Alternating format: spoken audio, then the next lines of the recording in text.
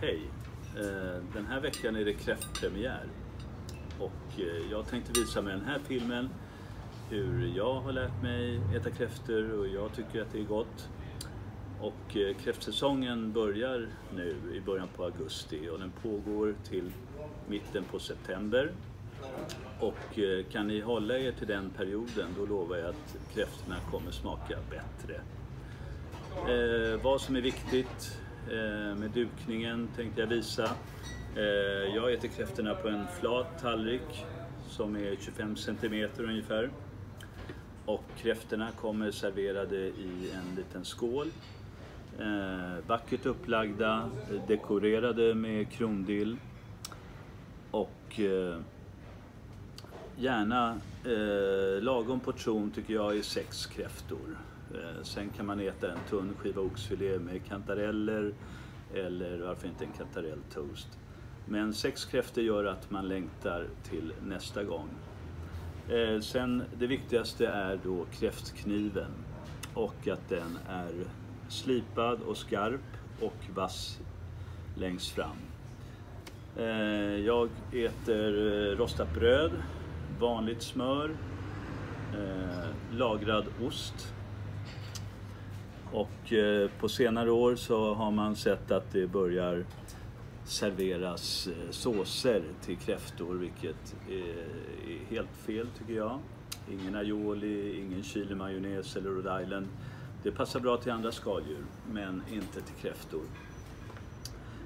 Dryck, en bra kall lager, en snaps blir perfekt. Så att nu börjar jag här och etiketten säger också att börja inte med att ta de största kräftorna eller bara honor. Det är inte trevligt mot de andra gästerna utan man äter varierande storlekar. Nu tar jag en hona här, vilket jag ser på den breda stjärten. Så jag viker ut stjärten och tar det första suget. Bra. Jag bryter av klorna i den andra leden här. Så. Där. Nu är det så att då blir det ett litet sugrör här. Som jag kan suga upp den fantastiska lagen.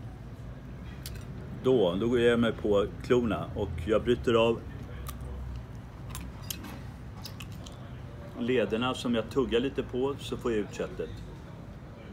Här har vi den lilla klon som jag bryter upp och får med mig broskdelen. Sen tar jag min kniv, håller klon i vänster hand och så bryter jag upp klon för att få den hel. Och då är det lättast där den är som smalast. Då kommer det fina köttet fram här. Och då är den hel. Så att jag bryter av med tänderna så här.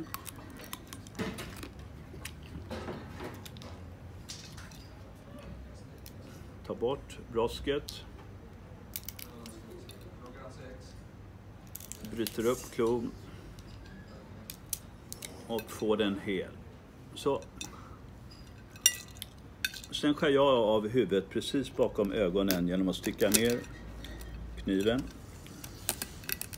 Så där. Här har jag lite fint smör. Så. Sen ska jag ta bort skölden. Och då sitter en hinna här. Och den sticker jag lite hål på så blir det lättare att lyfta hela skölden hel. Där har vi den. I skölden sitter då ett fantastiskt smör. Titta. Skölden lägger jag lite snyggt på tallriken.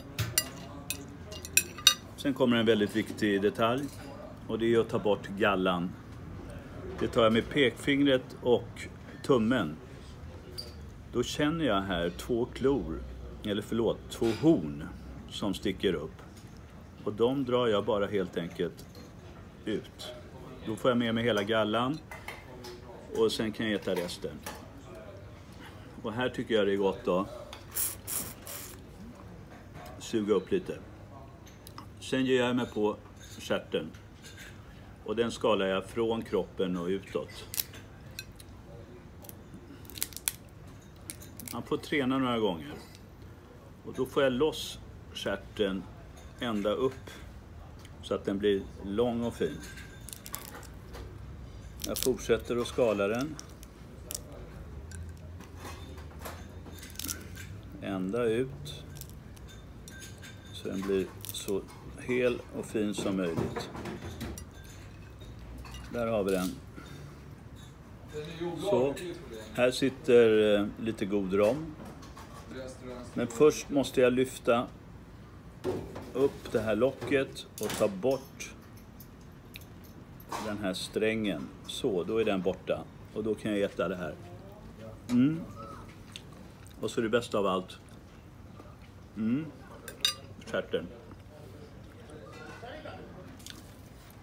Och sen är det gott att skölja ner med en snaps.